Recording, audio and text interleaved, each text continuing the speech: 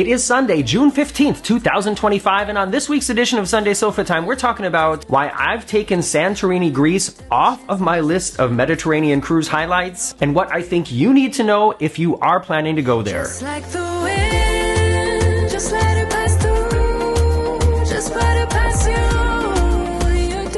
I'm Morgan from the very Unofficial Travel Guides. I've been making travel videos now for over 15 years of popular and not so popular tourist destinations to give you a very honest, unofficial look at what it's like to be there. And if you like to read and want to give me a little extra support, you can check out my 2 books of stories about traveling and life, Getting Stitches on a Cruise Ship and Places Please. They're available on Amazon now.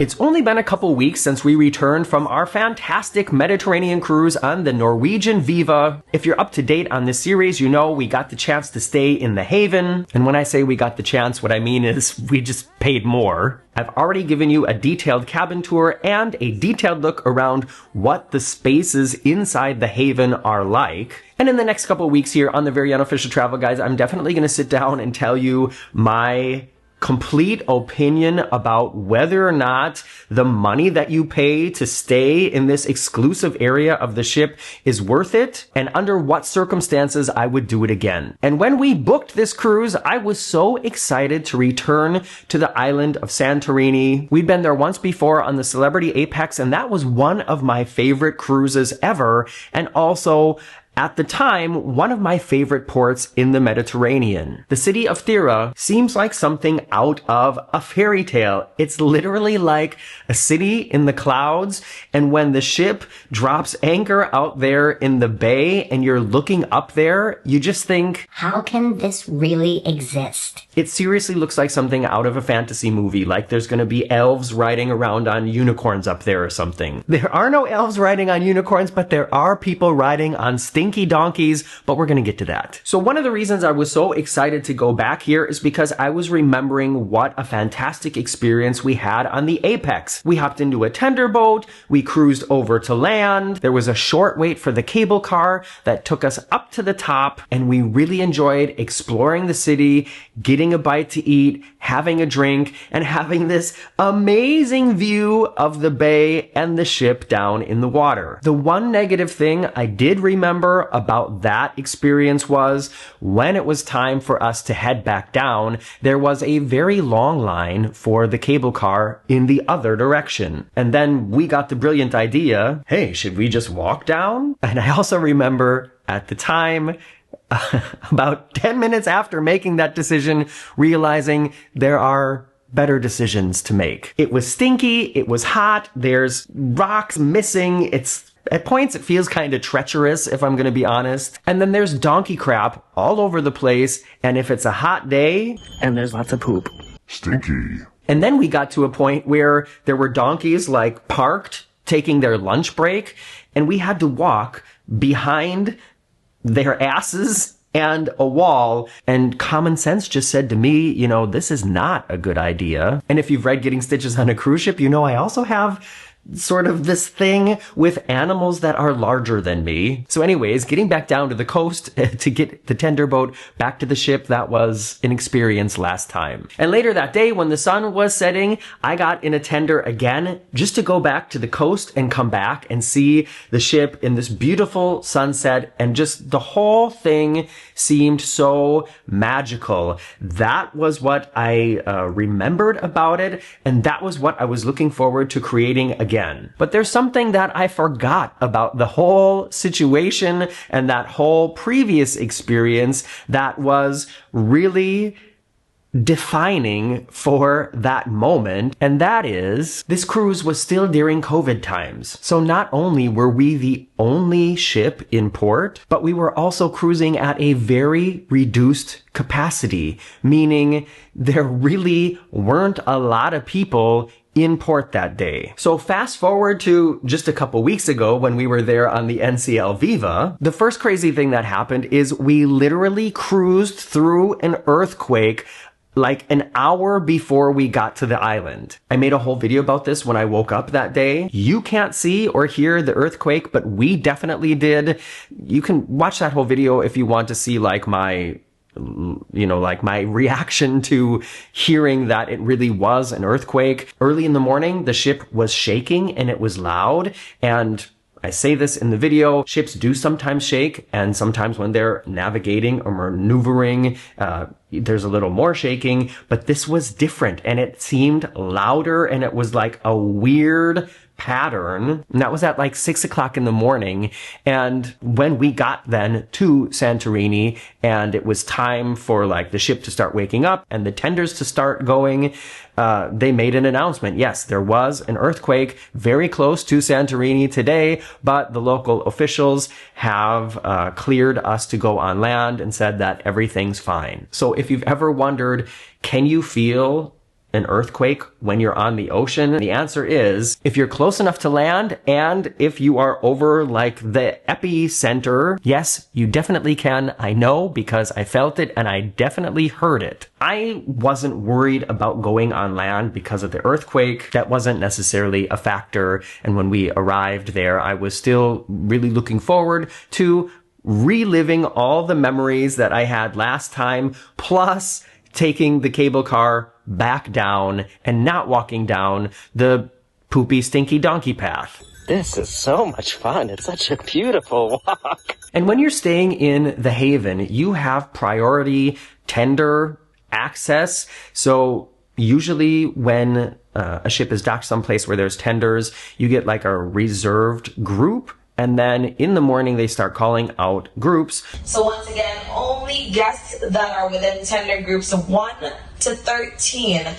You know how that works. And when you're staying in the Haven, you basically can just go down anytime you want. You show up at the concierge desk, let them know you're ready to go. A butler will take you into the elevator down to the dock and basically hold your hand until you're almost on the tender. That's part of staying in the Haven that I definitely don't need, but I'll tell you more about that in those videos. So we had not signed up for a tender group because we knew, all right, well, when we're ready to go, we're just gonna use our Haven privileges and get on the next possible tender. And this is where we made our first mistake, and the first thing that I want to tell you that may be useful to you, and you know, if you've watched the last like 12 minutes and are still waiting for a tip, here it comes. If you're cruising to Santorini and you really want to go up and see that amazing magical city and you want to experience it in, let's say, the most comfortable and least stressful way possible, then it's super important that you somehow get in that first tender boat. Bribe somebody, go down and stand in line at 6 a.m. It's basically like rope dropping the tender boat. And I'm gonna tell you why. So Marcus and I got up, had an easy, relaxed breakfast, and then started to get ready to head over to land. At this point, they had already called several groups of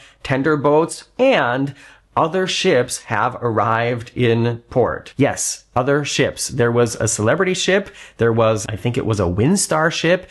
And way over on the other side of the bay, there was, I think it was a TUI ship. So there were 4 ships in port that day. And actually, there was supposed to be 5. I can't remember what ship this was, but people wrote to me to say, we're on this ship. We were supposed to go to Santorini today. And because of the earthquake, we rerouted and they went back to, I think, Mykonos. So there were only 4 ships in port this day, and by the time we had our breakfast and had our bags packed, we looked across the bay at the area where the tender boats dock, where there's some restaurants and shopping and also the entrance to the cable car that goes up, and all you could see was people. We took the binoculars and looked over and we're like, oh my gosh, how can it be this crowded already? And yeah, it's because there were 4 ships there, which is, you know, how many thousands of people, all with the same goal in mind and all trying to do it at the same time. And this cable car system,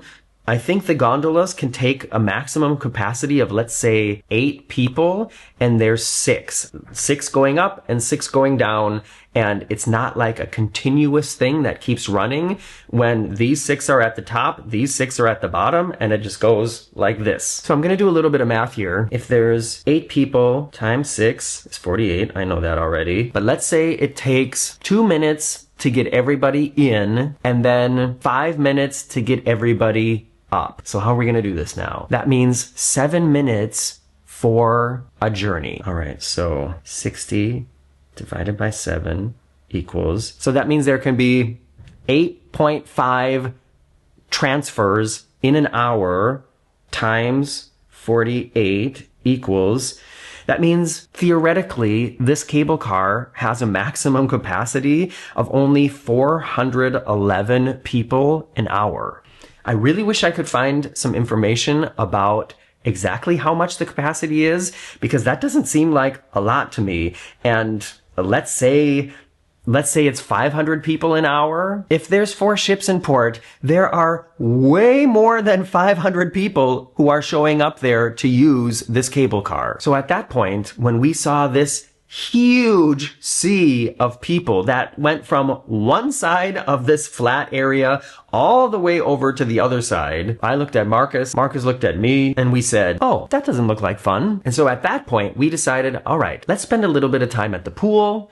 Maybe we'll have an early lunch, and then we'll go over after lunch when all that has diminished. So fast forward to after the pool and after lunch, I did get in a tender boat. I did go over to land. Yeah, just me. Marcus decided, nope, not interested. But so I thought, okay, I'm going to check it out. And I did take a tender over to the lower area, and I walked all around that quaint little neighborhood. There are places that you can shop and get some Greek food without going up to the top. And this was much later in the day, but there was still a line for the cable car. And albeit it was much shorter than it was first thing in the morning. But the even more alarming thing was, I was thinking, okay, this is a short line. I'm just going to hop up, take a little stroll around, maybe drink a beer, get some current pictures of the views from up there, and then I'll just jump in a cable car back down and be back home for dinner. But as I was approaching the end of the line,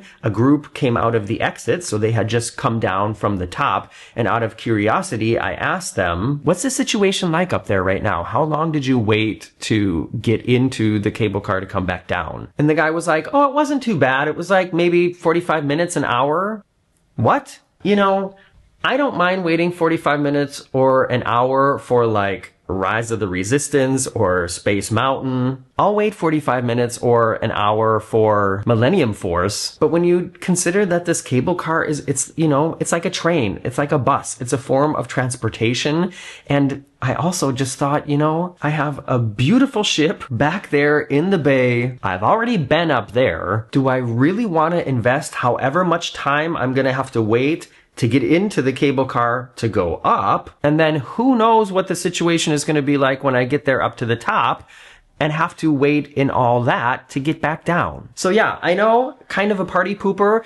I also was disappointed about this because I was really looking forward to it. But I guess now that things are back to normal with the cruising situation, if you are there on a day where there are 1, 2, 3, 4, maybe even 5 ships in port, and you really want to go up to the top, you're going to have to get into that very first tender boat and then get ready to invest around an hour to wait in line to take the cable car back down. And yeah, I guess in a way, if you've never been there, I think it's definitely worth it. I can think of no other place that I've been that is like what this city is like. But yeah, I guess now that I've seen it in full cruise mode, when I'm shopping for my next Mediterranean cruise, seeing that on the itinerary is not gonna have the same effect on me like it did when I booked this cruise, because now I know what it's really like. So what about you? If you have been on several Mediterranean cruises and you've been to Santorini, what was your experience like there? Did you wait in a huge line in the morning to get into the cable car?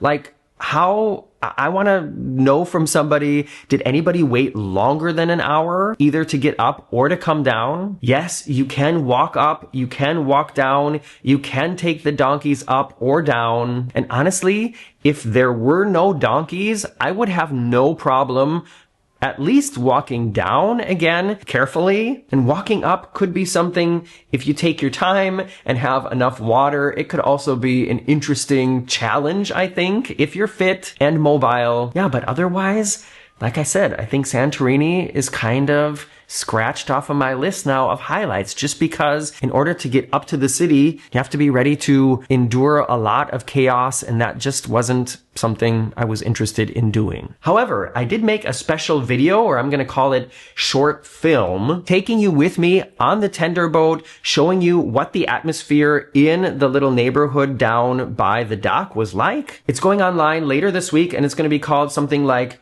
Santorini, no talking, or Cruise Tender Boat to Greece, no talking. Now, basically what it is just some interesting shots I took of the experience and no talking. It's a very different video than what I have been making here on the Very Unofficial Travel Guides for the last 15 years, and I'm interested to hear what you think when you watch it, and I hope you watch it. All your views, all your thumbs up, all your support as members or Patreon members, they really help keep this channel going, and I'm glad you're all here, and especially those of you who have watched to the end of this video. Ooh, let's do a secret word. If you've watched till the end, write the words donkey butt in your comment. That'll be our secret code to let me know you really made it all this way. Thanks for spending this part of your Sunday, or whatever day it is you choose to watch this with me. I'm Morgan from the Very Unofficial Travel Guides, and I hope to see you back here soon. Bye-bye.